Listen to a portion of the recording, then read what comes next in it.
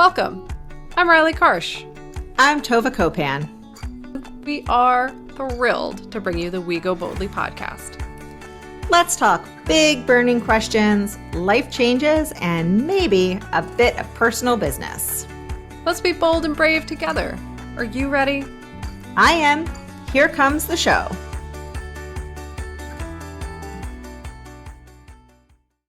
Hello, and welcome to We Go Boldly, the podcast. We are so very happy to have you with us. We're going to try out some new intros coming soon, so stay tuned for that.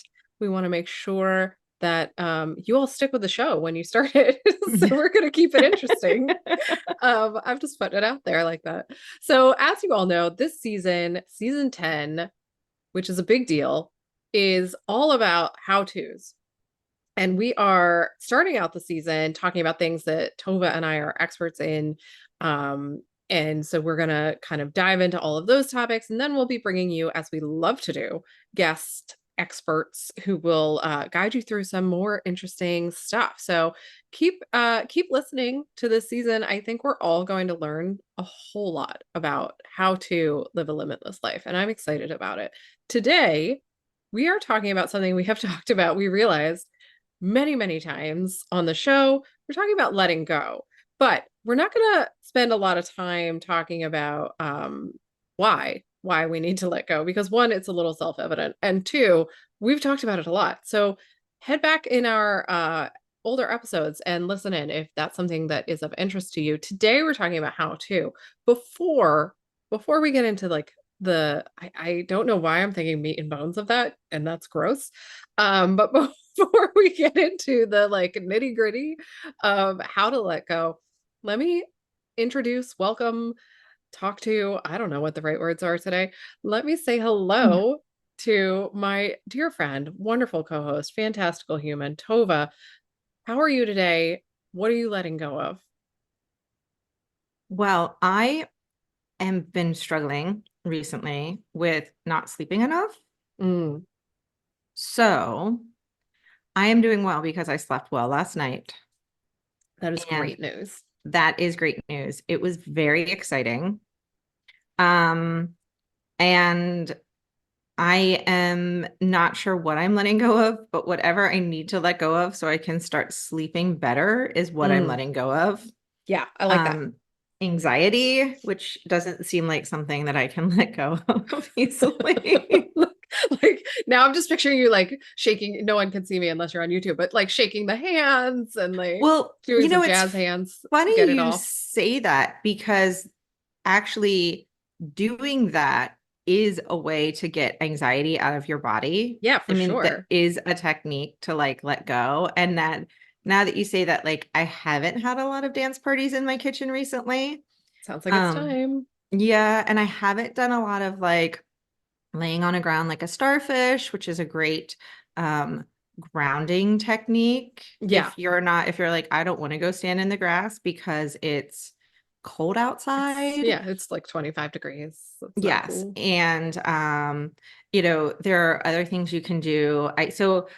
I truly believe that a lot of my sleep concerns right now are having to do with anxiety, both like the emotional anxiety, but also like my body's nervous system is anxious. Yep. And so I am working on some, like, I'm nervous system resetting. Yeah. And so, so letting go of whatever is keeping my nervous system from being chill, is what I am letting go of, or trying to figure out how to do that. I like that a lot. I am letting go of so many things that I'm having a hard time picking what I want to tell you all about. I am in a season of shedding. So Ooh. I want things to, I don't know if I've said this on the show yet or not. Sorry everyone if I'm repeating myself, but I'm going to just say it again. My intention setting word for the year is ease. And I think I said this on a LinkedIn post or something like that, but my point of using the word ease is not to say I'm going to like sit around and twiddle my thumbs and do nothing. It's which some people might think, right? Like if you're still in that grind mentality, you might be like, ease, what's that? But really, what it means for me is following my intuition, listening to my inner voice, doing the things that serve my purpose and that allow me to live very intentionally in my purpose and making that my space, right? And so that for me Mm. is ease. And so in order to do that, I realized very quickly that I had to let go of a lot of things. Like I had to let go of a lot of feelings I had about myself, about other people. I have to let go of a lot of expectations about what the outcome of things might be. And I'm kind of jumping ahead into our outline, but we'll get there. Um, but a lot of that is just shedding expectations and shedding weight of like other people's feelings and putting up better boundaries. Um, so that's what I'm letting go of. We want to know what you all are interested in letting go of. So, um, either while you're listening to our show or maybe, sometime in the future, drop us a note in our social media. You can find us pretty much everywhere at Go Boldly Together. And let us know, like, what are you letting go of this at this moment? Like, is it, you're letting go of coffee? That's crazy. I don't know what's wrong with you. No judgment, but lots of judgment. But what are you letting go of? Like, are you letting go of counting calories? Are you letting go Right. of only reading a certain type of book? I don't know. Whatever it is, let us know what you're doing. Because we want to know all about you guys. We tell you all about us, and we want to know about you this time. Well, Um, Go and ahead, I will Tova. just, I want to talk because we are going to get to letting go, but we've gotten to it a lot before. So I just want to take a Yeah. moment, and talk how I think, I love the seasons. We've talked about the seasons, and I don't think that winter gets its due. Mm, Um, Partly because it doesn't get its due anymore because of climate change. right, because So we don't actually have winter. it quite literally doesn't get its due. But I love walking through the woods. I went through in the woods the other day when it was snowing and there's Oh no yeah, leaves on the trees. so And it is pretty. quite literally like let go of everything. And it is like the trees are bare.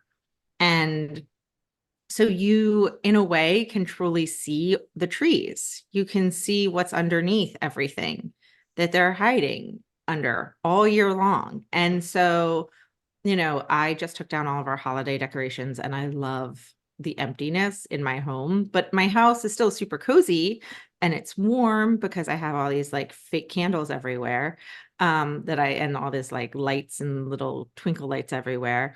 But I just love this winter phase of kind of like, I think of it as being a blank canvas. I was walking through a little garden in our park the other day with a friend's daughter, and I was saying how much I love the garden at all the seasons because it's so drastically different in every season. And she said, "Yeah, but I like the winter the least because it's kind of like icky and drab and brown." And I said, "Yeah, but isn't it great because this is the blank canvas. This is where we get to see what it looks like underneath everything else." And I think that that is sometimes when you're letting go of um these other things, the weight of other things or these expectations, sometimes you can see what is underneath. Um and I Yeah. think the more um we can learn a lot from younger generations. And I think that one thing we can learn from them, in addition to, fantastic, words like Riz, um, which I love because I just love that they're using the word charisma. And Right. I just think that it's such a good word and we should have been using it all along. And I'm just so happy that it's made a comeback, even though they don't realize they're using the word charisma. So I have no problem with the word Riz. I do have problems with the weird faces they make and like hand gestures they use when they like, I don't understand the whole like the weird like hand to the chin like thing that my Like they're kids. like they're rubbing Yes. their Their mouth. like Yes. goatee thing. It's What yes. is where? Well, when you're Why? really cool and you have a lot of swag, that's the gesture apparently you make when you're, Yes, I when know, you're being because my cool. 10-year-old is constant and he does this weird face when he does it. And he's like, and I'm just like, but why? Yeah, Why? let's let go of that. I also get a lot of baby girl. And I'm like, Oh no, no. no. No. There's a lot of bro and baby girl Oh, there's happening. so much bro and And I'm bruh. like, but We're what off I will track. say is, I appreciate that in many respects beyond that, they are living a lot of themselves. They have shed layers in ways that other generations have not. And Yeah. an example of this is uh it's this week, but when you're listening to it, it will be last week, the national championship game for college football. Whereas my 7-year-old, as he got in my lap, goes, so this is like their Super Bowl, huh? I said, yes, this is their Super Bowl. The 20-year-old, yes, 20-year-old, senior quarterback for Notre Dame. Um, One of the things that he does before every game is comes out onto the field in his bare feet and sits down and meditates for 10 minutes. And he has talked about how he meditates every morning for 20 to 30 minutes a day. He has shared the specific frequency of the sound that he likes to meditate at.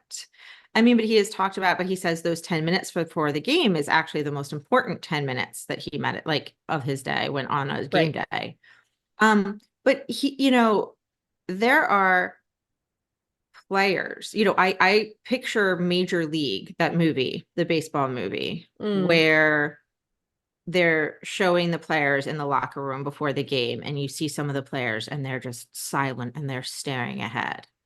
They're meditating. Like, right. we don't think of them as meditating because it was an 80s movie, but like they're basically meditating.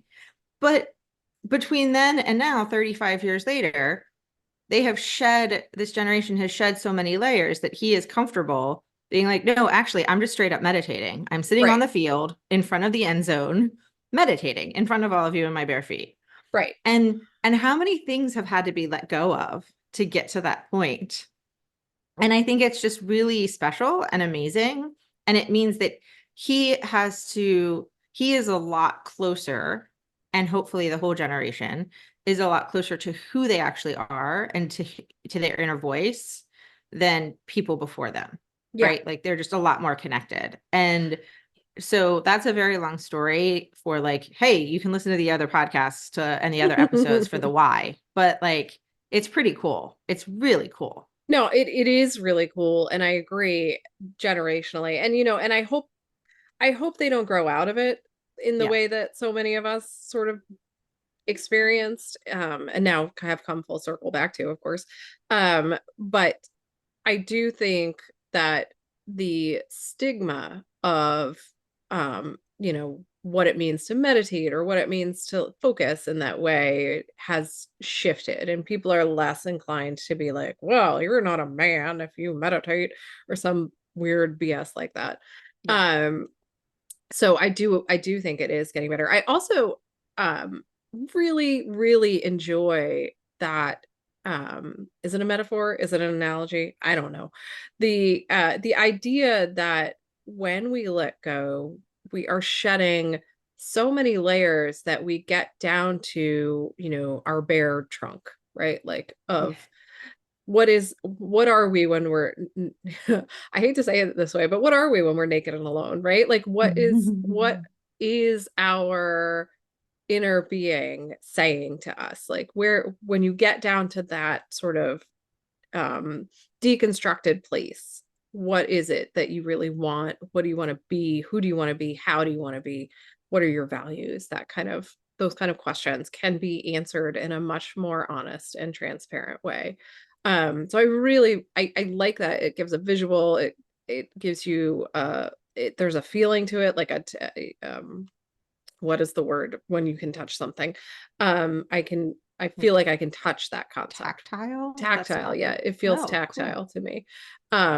So anyway, Okay. we do need to take a quick break. So why don't we do that? When we come back, we're going to talk in depth about how you go about letting go of things, because we all sort of, at this point, I think, have agreed that we want to let go, right?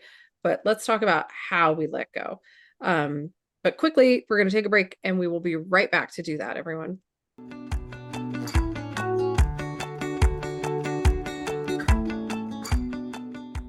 Tova here. I'll admit, when I think of a coach, I immediately think knee-high socks, whistles, and clipboards. Is it because I love Ted Lasso? Maybe. I mean, I think it's a good look for you, if I'm being honest. Thanks, I think. Anyway, that's not the kind of coaching we want to talk to you all about. True. We are talking about life and transition coaching, though I do still love a clipboard and a tube sock. Both Rielly and I are lucky to have worked with incredible coaches throughout our lives. Before that, though, we struggled with where to start, believing in what coaching could really do for us, and, of course, putting ourselves first. Taking the leap and working with our coaches made all the difference. They gave us direction and support when we needed it most. Now, we are fortunate enough to be coaches ourselves, and we're excited to pay it forward. We can help you figure out where to start, create a roadmap, keep you accountable, and get to living your limitless life. Sounds pretty great. So if you want to figure out your next steps, check out our services at goboldlyinitiative.com/services. We can't wait to talk to you. Now, back to the show.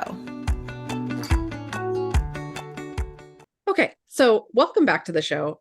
Before the break, we were talking all about metaphors and analogies for what it means when you have finally let go. But let's dive into the sort of how-to of it. And I think that your story, Tova, about the Notre Dame quarterback is super relevant to this first concept of creating mindset shifts, right? Yeah. If you are a high level athlete, right? You need your mindset to be in the right place to perform at that level. I think even if you're, I mean, any athlete really, like, but especially if you're, in college level or in a pro level situation.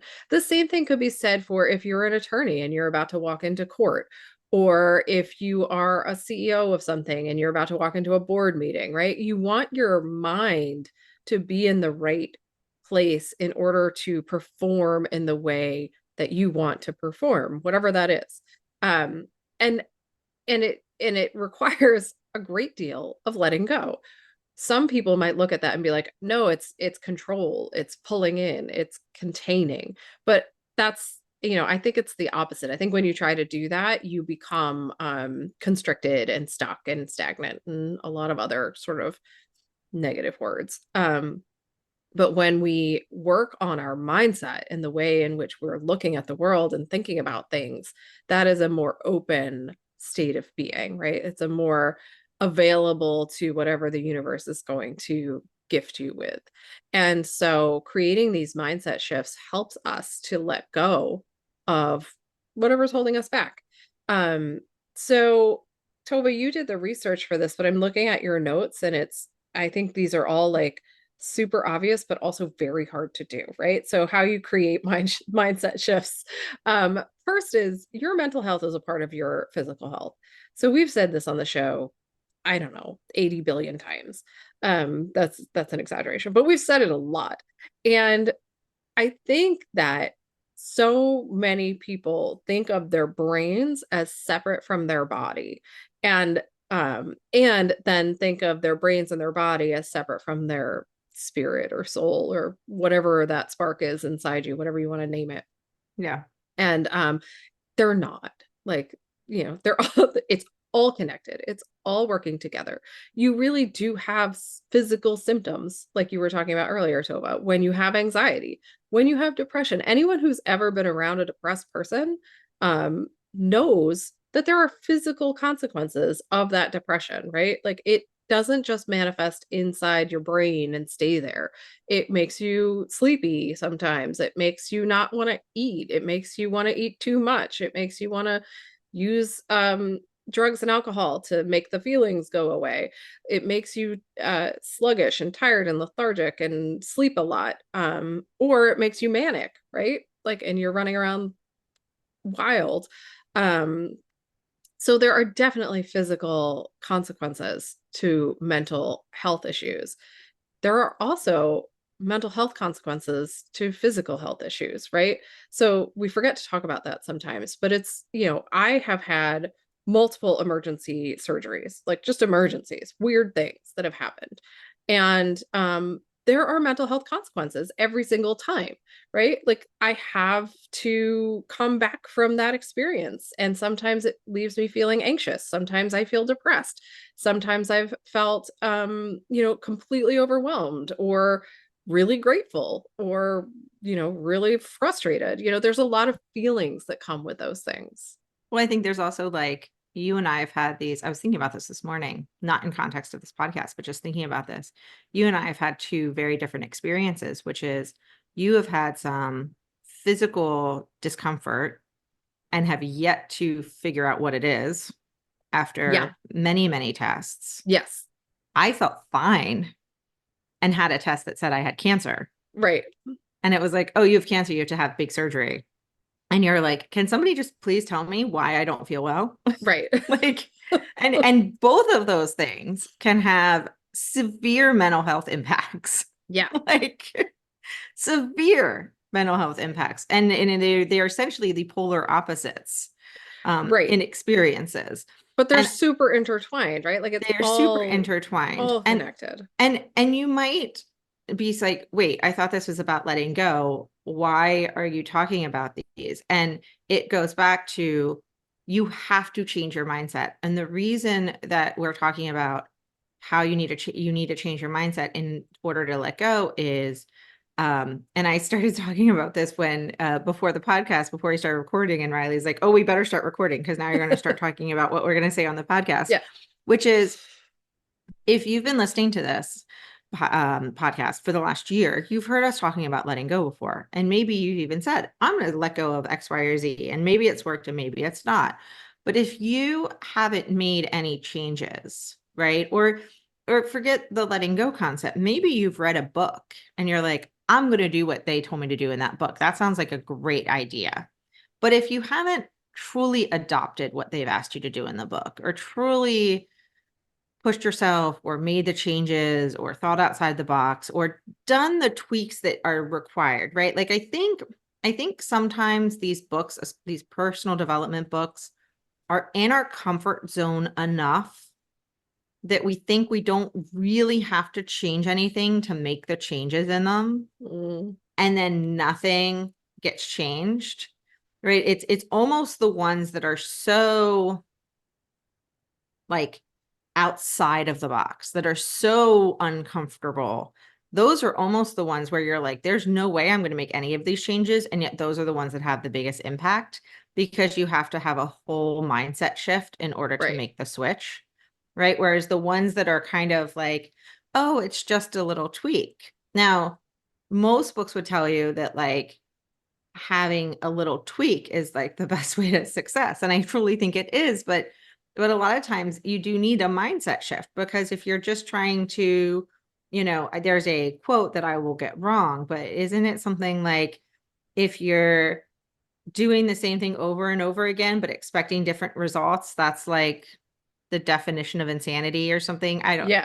Yeah. I don't. That's right. Yes. I never get the quotes right either, but yeah, that's essentially what it is, right? The Right. definition of insanity is continuously doing the same thing over and over again and expecting, something else to happen from that. Right. And so if you're like, well, I've tried to let go of my grief, I've tried to let go of my heartbreak, I've tried to let go of my attachment to this specific outcome, or I've tried to let go of my expectations of this, or whatever it might be, or my attachment to society's expectations of this, but you haven't done some of the behind the scenes mindset shift, then it's basically like just doing the same thing over and over again and expecting a different outcome.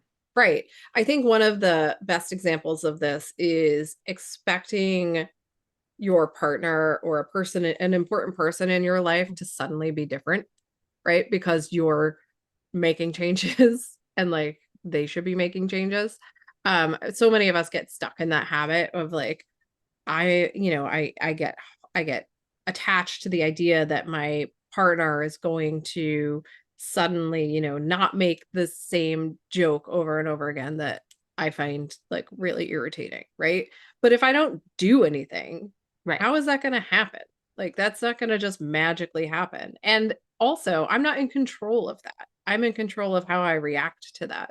So, I think that's a really common example of where we get attached and we forget, like you said, Tova, like that we need to make some mindset shifts in order to actually let go. Because the ultimate result is like, I can't control what my spouse does, my partner does, but I can control, my feelings and thoughts about what they Right. do. And I can change those. I can be like, I'm going to say something and make it clear that this is a problem for me. And then if nothing changes, I'm going to um, decide that I'm not going to let this impact the way I go through my life, right? Well, I I don't know think, why I'm using this example, by the well, way, so just in case my husband's listening. This is not accurate. This is not I'm actually gonna happening. continue on with this example. And this has not been like just, Riley's husband. We have not talked about this. This is not an actual example. Yeah, Just so we're clear. it's not This is real, not but a real it's what example. popped into my head, so maybe it is. Who knows? But like, somebody makes a joke. Maybe it's a coworker, maybe it's a friend, maybe it's a husband. And you laugh it off because you just laugh off the joke, whatever. It's no big deal. You laugh off jokes, and it's not that you don't think it's a funny joke, but like whatever. And you move on. Right. And then you realize later that it actually bothered you. And then they make the joke again. And you do the same behavior. They make other jokes. And then as they make the joke again, and they're not making the same joke, but like they're making the same type of joke again and again, you are having the same reaction to it as you do with all of their other foolish jokes, Right. which you either don't care about, don't even remember, or think are like mildly funny.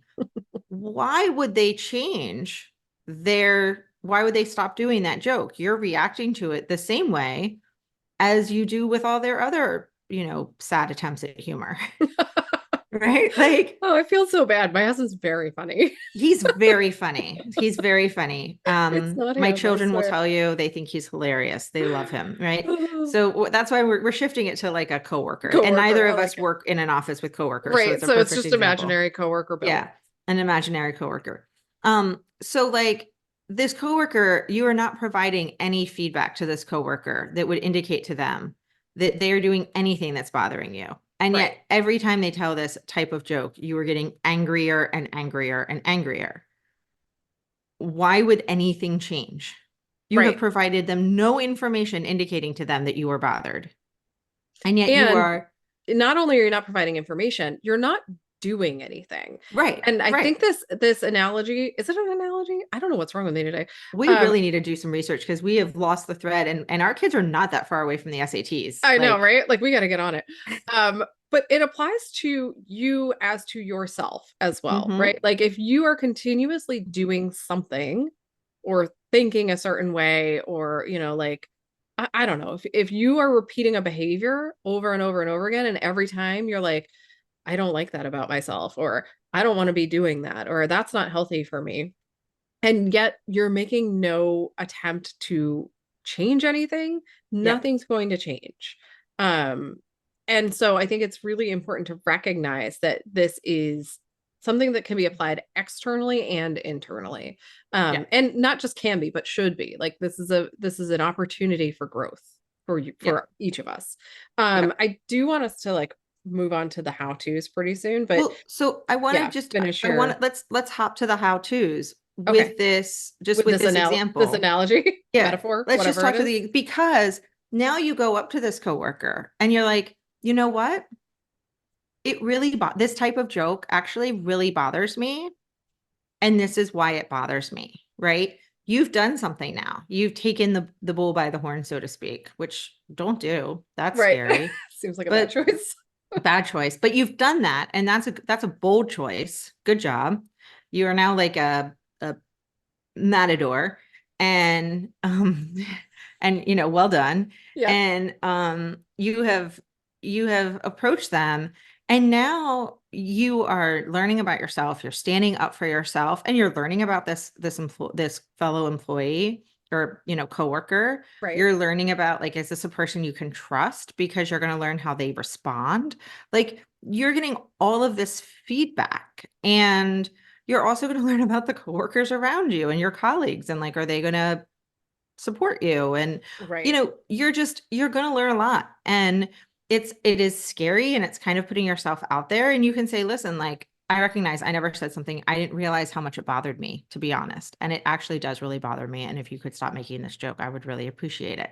But you have done something different, and you're expecting a different outcome. And now Right. it's actually fair to expect that different outcome, Right. right?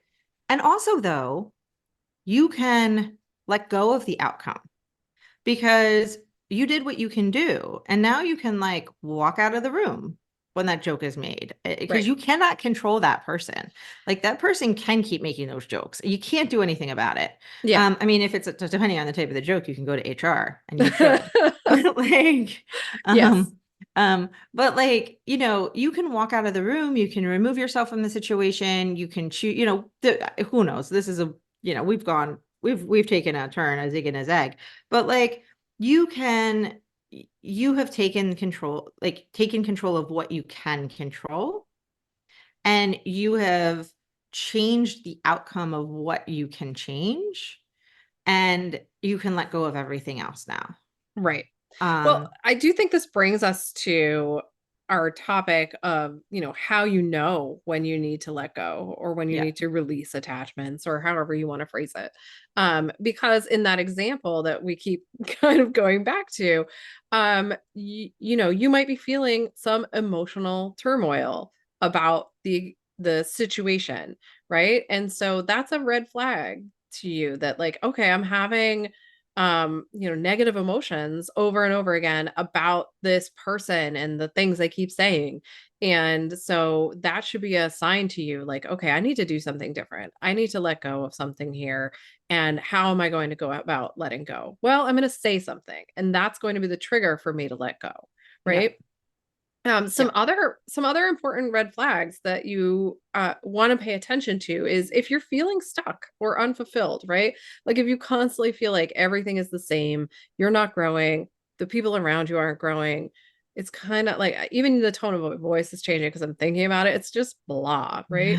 That might be a sign for you that there's things holding you back, like that there is some sort of attachment or uh, need to let go of something in order to move forward, in order to stop that like stagnant mosquito infested pool of water that you're sitting in, right? Like you want to get out. And so that's a very good sign that you need to let go of something. Um, just two more real quick. Resistance to change. If you feel that like somebody suggests changing something to you and you're like, oh no, right? Like if you get that icky resistance, that's a sign that maybe you need to examine that closer. It might be that you don't want to change that thing, right? It might be like, no, I'm not changing that because it's actually really working for me. But it might also be a sign that something is inside of you is scared. You have fear around right. making that change. And that's something we want to let go of, right? Um, and then the last thing, and this applies to the example we were going with, is a strained relationship, right? Like um if there are attachments that are leading to strained or toxic relationships, constant conflict, depend like codependency, dependency, then obviously I think when I hit the codependency, everybody was like, oh yeah, that's a red flag, right? But if you're not paying attention, you're not even going to notice that that's happening. So you have to intentionally look at your relationships and sort of feel them out until it becomes second nature to you. Yeah. And I know we're going to take a quick break and come back, and then we're going to dig into the how to let go. But the resistance to change thing is interesting. And maybe it's just because I binged the last two seasons of The Crown last night, so I could finally let go of that season, that That series. show. I really enjoyed the show at the beginning, and Mhm. then I struggled the closer it got to current times, because I was like, we lived through this. I don't want to see it. Right. And I struggled with how they were going to cover it. And I was like, all these people are alive. I don't want to watch this. Like, I mean, Queen Elizabeth was alive for most of it, and she was, but it was far away. Right. And I was like, I don't, and I don't need to do a recap of the show, but there was an episode where Tony Blair went to the Queen and was basically like, and this was back post Diana dying. But before the royals sort of made their renaissance, Sure. when people like really didn't like any of them, and before the Queen kind of hit her stride as like a lovely old lady, when people were still really hating her for the way she like things came out with Diana and stuff. Right. And so Tony Blair came and was like, you need to get rid of all these people, and you need to get rid of this, and you need to get rid of that, and you need to, and the Queen was open to change. And some of this, and it was interesting because some of the stuff he said was, you need to treat this more like a public company, right? And let people know how much stuff costs, and let people know how much stuff, like how often you are attending events and stuff. And they Right. never touched on that again, but that's something they do now. Like, now I've heard the numbers are a little wonky. And I've heard based on Harry's book, it's like not totally fair, and some of the royals get more dates, but like they do release that information now every year. They let people know, like Princess Anne had 672, events, and like so they did take some of that advice, and I don't know when that happened. Of course, I researched it and could not find it in a quick look. Right. But other things they found when they did the digging, when they looked at what they were advised to change, was actually because of the royals, we have like the only swan keepers in the country. Like, there's all this weird information that has been passed down from generation to generation because of families to families have worked for the royals for 600 years. Right. And if we get rid of them, then we're Yeah. putting a whole family out to pasture, but Right. also that information just disappears. And so maybe tradition is good. And so what I'm going to say about this resistance to change is, I think it's really important, when you're listening to this, to say, why am I holding on to this? Yeah. Because what Queen Elizabeth came back to Tony Blair and said was, people like our tradition. It is what we are good at. It is what we are here for. And if we let go of like basically, and she didn't say this, like there's a lot that we don't do well, but tradition is one thing that we do well. Right. And we're not letting go of that. Right. And so when you are holding on to something, you need to ask yourself why you're holding on to it and why you're resisting the change. Sometimes it's okay to resist change. Yeah. Like, it really is. It's really okay to keep doing something the way you've always done it, if there's a positive reason that you do it that way.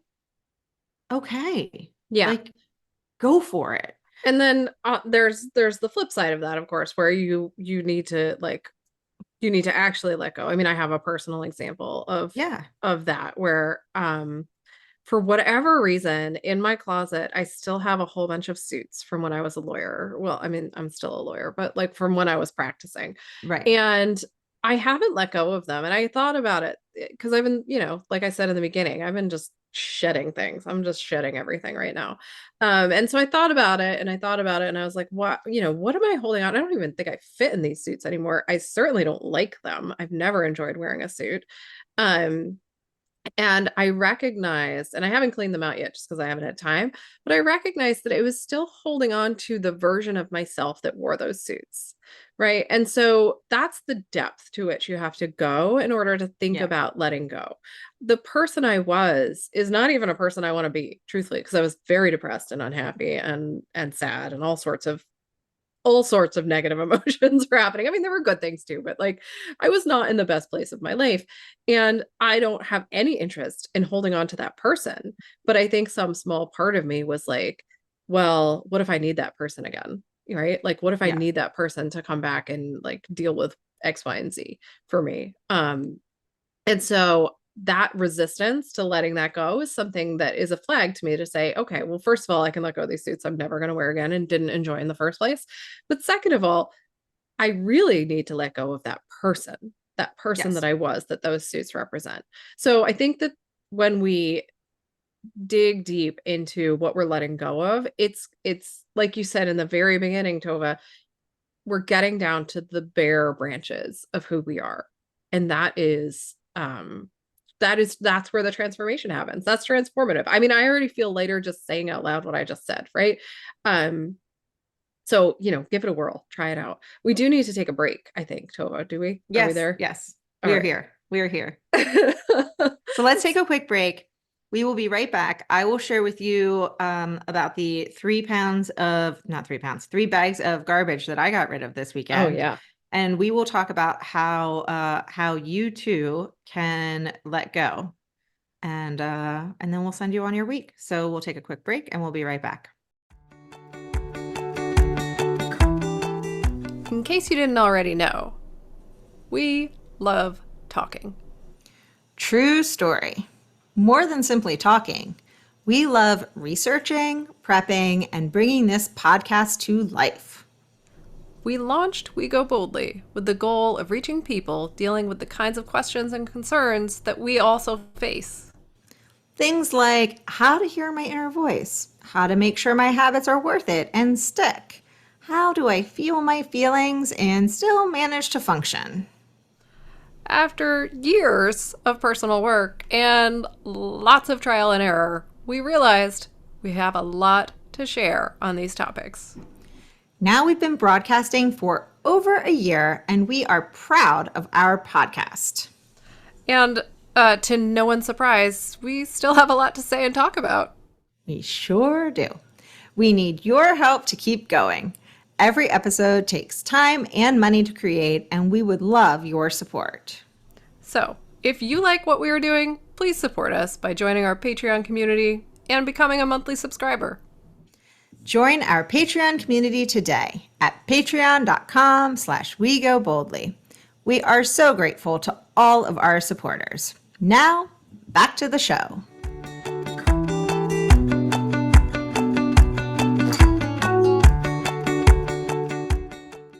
All right, so welcome back, everyone. I did not even think about my 3 bags of garbage this weekend. I did. And how it tied in to letting go until you talked about the suits in your closet. Yeah. So, as you may have noticed, if you're on YouTube, and if you're not on YouTube, why aren't you on YouTube watching us? Because then you could see our strange hand gestures. You missed me doing a flag for the bull, like the grabbing the bulls by the horns today. It was good. And if you are on YouTube, you will notice that I decorate the house every seasonally. Bonus for the holidays. So it's like 5 seasons actually that happens behind. It's a lot of decorating and I really, really enjoy it. My background is blurred out because there's no decorating happening here. So and I can't properly blur out. I don't have the same Apple, snaz that she does. So yeah. So my basement essentially has a lot of Rubbermaid containers in it. And I decided this past weekend that I wanted to organize them. And somehow that led to me going through my personal belongings and getting rid of a lot. And I had held on to both intentionally and unintentionally. Like some of it was just like, I just didn't get rid of it. Yeah. And some of it was on purpose, right? Like it was a kind of a combo. Like every report card, IEP report, a card exchanged from my marriage, which, as many of you know, ended in divorce. So it was all there. It was all there. And so I needed, and other wonderful things, right? Like including my gym membership from high school. And you didn't tell me about that one. Oh yeah. I kept that, by the way. Because it's very small and I bought some scrapbooks from Amazon and like, who cares? It's awesome. I have all of my ski passes from my season passes from Sugarbush, kept all those too, because those are awesome. But I was looking through the report cards and you're like, okay, it's a piece of paper, no big deal. Well, it was a piece of paper that often said that Tova was nice and she was courteous and she was a good listener and she was helpful. And to me, the more I read them, the ickier they felt and the heavier they felt. And the more they represented this little girl that was trying to be perfect and was trying to live up to these expectations. And they went in the trash. They all went in the trash. And I thought about what I'm trying to teach my kids, who obviously I want them to work hard and do the best they can. But I truly want them to figure out how to live a happy life and a content life and a life where they're living their purpose. And I know that's hard to do in our industrialized education system right now. Yes. But like, yes, I want them to be kind. And I don't know if that means they get straight A's. I mean, my son, who's a perfectionist and super competitive, gets straight A's, but like, I don't know what that looks like for him. And how do I keep my report cards and also try to teach that? Like, how do I be like, this is who I want you to strive to be. And also all of your mother's report cards are in the basement in a Tupperware, like being saved. So, right. Yeah. I mean, I kept the letter that welcomed me to law school because that felt like a big letter, right? And it had I like a agree. little handwritten note from the dean Yeah. saying like, here's my number, call me, we're so excited. Like that was a big letter. I kept a bunch of programs from some of the bigger concerts I played in and my pre-K like graduation program because my mom kept that and that's amazing. But like all the other ones in between, I got rid of. So, Right. but everything I kept has good feelings, and are cool. I was going, I kept my stuffed animals. They had to go to school. My dolls, my Cabbage Patch dolls and stuffed animals went to school. They got report cards. Yes, they did. And they had homework and worksheets they had to work on. And I showed my kids that and I was going to throw it out. And like my two youngest were like, you cannot throw this out. And I was like, I'm going to throw it out. We do not need to keep it. I was just showing it to you. And they were like, were you lonely? And also you cannot throw this out. And I was like, You're like, don't ever yes. complain to me about giving you siblings again. Right. Exactly. But the point is, I'm looking at this list of how to let go. Yep. And I'm looking at some of the bolding things and I will fill in the blanks, but I'm looking at practicing self-compassion and being gentle with yourself and trusting the process and releasing expectations.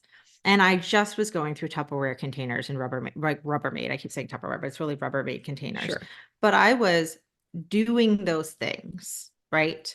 I was being kind to myself as I was letting go of these things.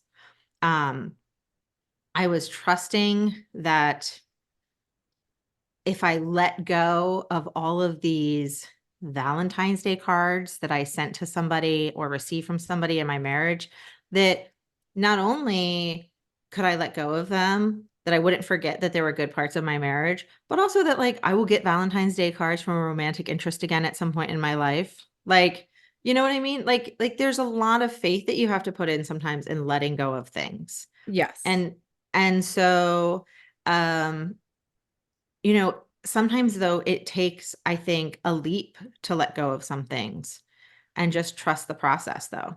I think it almost always takes a leap, right? Yeah. Like sometimes it's a small step, sometimes it's like, jumping between buildings, but it's always being willing to trust yourself enough that you can handle the process of letting go and what it means, but also being willing to trust the universe and that it has your best interests at heart and you're not going to fall. And even if you do fall, that you can get back up, right? Like everyone falls, everyone. And yet here we all are standing back up and doing what we have to do to move through each day. But I want to highlight what you said about practicing self-compassion, right? Because part of letting go is being ready to let go. And if you had asked me 10 years ago about those suits that are sitting in my closet, I would have been like, I can't believe I haven't let these go yet. And then I would have beaten up the person that I was, right? Yeah. I'm not even that person anymore. And I wasn't at that point, but I would have been like saying mean words to myself about that person. And I wasn't ready. Like now I am. And so it's okay to be like, you know what? I'm not ready to deal with this one thing right now. As long as it's not something that's really like toxically hurting you, that you should probably seek therapy and address right away. Professional guidance is one of the things listed as Yes. how Yeah. to let go. For sure. But the process of letting go is unique to each person, right? Like, yes, welcoming new experiences, embracing impermanence, those things are easy for me and they're hard for other people, right? Like, I'm good with that, but that also doesn't necessarily help me let go, right? Like, but it Right. might help you let go if those are things that are hard for you to do. So it really depends on your unique journey. Well, and I think that sometimes embracing, like welcoming new experiences can be like, can help with letting go old things because you're like, oh, I'm actually welcoming something that's more in alignment with who I am now. Yeah. And so I want memories of this. And, Mhm. I think that, even I'm looking at seeking supportive relationships. Well, you can bet that when I was going through these, I was texting people going, oh my gosh, can you believe this? Oh my gosh, look at this picture I found. Or wait, like, I was texting and saying like, wait, do I keep this or do I don't not keep this? And then sometimes it would be jokes. And then sometimes it'd be like, isn't it fun that you can't tell if I'm joking or not? Or, and then, or I'd say, I don't know whether I should keep this. I'm not really kidding. And sometimes I get a response like, if you can't decide, just keep it. Right. Right. And then there were other things like I texted about the gym membership. Like, what do I do with this? Like, I feel like I've kept it for so long. But the Sugar Bush season passes to me were a no-brainer. Like, of course I'm going to keep those. Those were, first of all, they take up such a little bit amount of space and they are such a warm memory to me. Like, so why wouldn't I keep them? You know what Yeah. like, and so I think with letting go of a lot of things, like we are talking about letting go of things, Yeah. but I think when you're talking about letting go of places or jobs or people, the closer you get with being in touch with who you are and with being kind with yourself and with embracing who you truly are, with practicing self-compassion, the closer you get to who you are and doing those things, the more you're able to say, oh, this is a warm feeling, and I'm not going to let go of that. Right. And this is a cool feeling, and it's making me feel not good, and I'm going to let go of that. Like, for example, not to dwell on the marriage of it all, but a friend put together a scrapbook. And that was a no-brainer because it was like, this is great. It's something for me to show the kids. There's some pictures, all of our wedding invitations, our engagement party invites. Obviously, we keep this. It's great. It's easy. They can look at it. All of these cards, nope. They don't need to see all of them. We don't keep those. They're cool feelings. These are warm feelings. But I think you can say like, is this grief serving me? No, it's not. And things that I just read, speaking of grief, I just read a book, and in the book, the woman, her mother passed away, and on her mother's birthday every year, she would make her mother's favorite birthday cake, and um, she said whether it was true or not, she felt like that was the day she was closest with her mom. And so she would spend the day sort of talking to her mom as if her mom was there, almost like the veil was thinner that day. Right. And she would talk to her mom that day, and she baked her this birthday cake. And initially, it was a day of sort of sadness, and then it became kind of a day of celebration, but then it became another day of sadness. And it was a day that she didn't, she cried a lot, and she didn't share with anybody else. And then because of a bunch of weird events, because it was a book, she ended up not being able to bake that day, and the day didn't happen the way she thought it would. And she ended up being at a bakery with a guy, and she ended up just having to buy a piece of cake, and they ended up singing, like the whole bakery ended up singing to her mom, not realizing they were singing to her dead mom. Mhm. And it was so joyful. So sometimes you have to say, like, is this tradition serving me anymore? Do I need to let go of it? Do I need to change it? Of course, she's going to not forget her mother. Of course, she's not going to not commemorate her mother's birthday, but maybe there's a different way to do it now, Right. and Yeah. a way that it started out a way to celebrate her mom. Over the years, it changed. It was no longer serving its purpose, and it was just sad. And she found a new way to celebrate her mother. So these are things that we need to do, and it requires a constant check-in because life is a moving target. That is true. So we've talked about a lot of different ways to let go. I just want to like recap a little bit to make it super clear for people what we're talking about. So I'm just going to read the list a little bit. Um, and then maybe we can talk a little bit more in depth about some of these. But um, from our listicle of how to let go, like we said before, embracing impermanence, welcoming new experiences, practicing self-compassion, and trusting the process. All of those are methods. They're not just pretty words. Um, Releasing your expectations, embracing the uncertainty of it all, cultivating acceptance. I think this is a huge task. It is not easy, but it is doable, right? You can practice how to accept the present moment and whatever is happening in the moment and wish for more, right? It's not a but, it's an and. So you can accept your circumstances as they are and want to change them. You can accept how they are and be ready to embrace uncertainty or release your expectations. You can do all of these things together. Um, and those are ways in which you can actually just start letting go of things.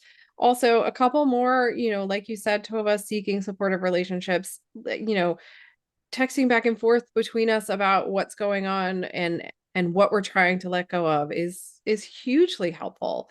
And not just texting, but talking on the phone about it or meeting in person or seeking professional help to talk through whatever it is you need to let go of. Some of those bigger things are often things we need a professional to help us work through and give us some tools to deal with.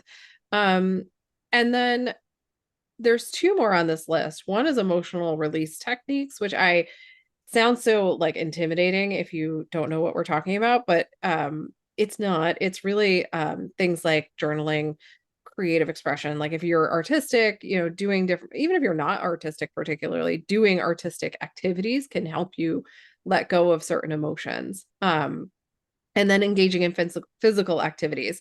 And that could be anything from walking in the forest to jogging to lifting weights to dancing in your kitchen, right? Like all of those things release emotions for you and help you to let go of whatever you're trying to let go of. And then finally, and I think super, super important, and it goes with all the other things we said, is having an accountability partner, having somebody that you can talk to and who will check in with you and see, okay, you said you wanted to let go of this toxic relationship that you're in. And it doesn't have to be romantic. It could be just a friendship or whatever, could be a family member. And so having that person checking in with you regularly to say, how's it going? And not in a judgmental way, in a, how can I support you in a, what is going on with that person? What steps have you taken? What would you like to try next? That kind of thing. That is, I think, one of the easiest ways to let go of things is knowing that somebody's going to check in with you next week and be like, hey, did you do that thing that you said you wanted to do? Because as we said in the very beginning of the show, nothing changes unless you choose to change it. And that's a choice you have to make and a choice you have to be willing to commit to in order to create the change you want in your life. So all of those, as we sort of already talked in depth about, those are ways to let go of all kinds of things, from physical things to emotional to relationships, whatever it is that you're looking at letting go of. And it is, it is very reminiscent, I think, of Marie Kondo and her, I don't know if I'm saying her last name right. I hope I am. And her, does it spark joy? I think it's fair to ask that question of yourself. Like, does this relationship spark joy in my life? Yeah. Does this book that I'm reading spark joy? No? Cool. Put it down. You don't have to finish it. Unless you're Tovah, and then you have to finish it. Mm, No, I'm no, just kidding. Although not you did anymore. finish that last one, which Because it won a Pulitzer. I'm And I feel like everyone loves her so much. shocked. I'm still shocked that you don't. I'm still shocked. Um and not like not in a critical way, in a like surprised way. I know. Um I know. So that's it, I guess, for letting go. I mean, there's so much more we could say. And obviously, we love this topic because I think this is like, I don't know, the third or fourth episode on letting go. Yeah. It's just, it Um, is so important to do. And honestly, not to extend this even longer, but I'm going to for a brief second. do it. There's only so much you can carry in the backpack of life or in your Ooh, bucket.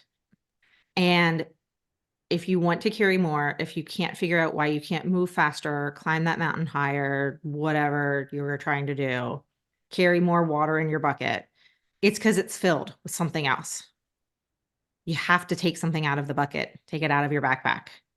You have to let go of something. That's it. That's just it. Maybe it's a you're fear, maybe it's a relationship. yeah, Like, I don't know what it is, but you got to take something out of the backpack or out of the bucket. Use whatever analogy or metaphor or whatever it is that we're talking about that you want. We promise we will research the difference between a metaphor and analogy. We did know it at some point. We went to college. We did take our SATs.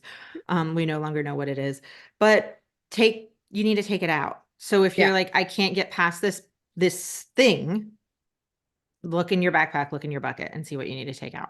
yeah. I really appreciate your visuals today. I'm just gonna say that they We they need make my to give life you better. homework. So Oh here's yeah, the we do. thing. That was your homework. Let's circle back right immediately. It's circle back time of year anyway. Yep. Um, I almost wrote that in an email yesterday, but fortunately I was circling back to myself. I was like, I'm following up on this email to tell you that I am working on this. But here's your homework. You are probably thinking goals, thinking resolutions. We are here to help you with that. So whether it is you looking into our women's circle, which is less goals and resolutions and more just like a warm hug of support, we are here for you. Check it out on our website. Or whether it is goals and resolutions that you want to focus on for a full year, that's the year of you. Also, go to our website, check it out. But if you are thinking, hey, I've been working on this for a while, maybe it's I want to change careers, I just want to change jobs, I'd like to work out more, I want to reorganize my kitchen pantry. I don't know. I want to read more books. Somebody recently posted in one of our book groups, like, I'm trying to figure out how to read more books and I can't figure it out. Whatever it is time to do an inventory of your backpack or bucket of life. Yeah. And so that's what we want you to do this week. Look in your backpack or bucket of life. This is like a metaphor, right? There's not an actual backpack or bucket that you need to look in, but sort of there is. And look in there and see what doesn't need to be there anymore. And that doesn't mean that you can just throw it out, right? There's probably needs to be a mindset shift. You're going to need to get some support, figure out what you need to do. But what might be there that doesn't need to be there anymore? Because I'm guessing that it's filled. If you are in the ages of 30 to 60 and you have any other human beings in your life or a pet, in all likelihood, you have other responsibilities and that backpack and bucket is filled and you need to take some stuff out of it. Yeah. And that is where you need to start your letting go. Yep. And remember, that mindset shift encompasses looking at whatever it is you're wanting to let go of, and then looking a little bit deeper, right? And Yeah. recognizing that maybe you're not just letting go of the suits, you're letting go of that person that you were when you wore the suits, right? That's a Yeah. harder thing to do. It's a deeper look. Yeah, there was some inner child healing going on in my living room as I was throwing out those report cards. Yeah, exactly. So that is it for this week. Like Tova said, check out our website at goboldlyinitiative.com. You can find our groups and our courses and all kinds of fun, good stuff that will help you live your limitless life there. And we would love to hear from you on socials. We're at Go Boldly Together on all the places. So until next week, everyone, remember you're letting go, and we will see you with another how-to next Wednesday. Goodbye, everyone.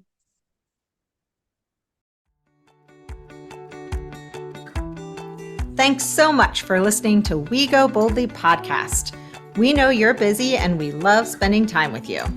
If you enjoyed this week's episode, let us know. Head to Apple Podcasts right now to rate and review our show. While you're there, be sure to click that subscribe button. Want more us time? Follow us on all the socials at Go Boldly Together. Want even more us time? As in all the coaching pizzazz. Find us at goboldlyinitiative.com for all the info. We will be back with more excitement, research, and deep thoughts next week. Until then, keep on being the bold, brave, amazing people we know you already are.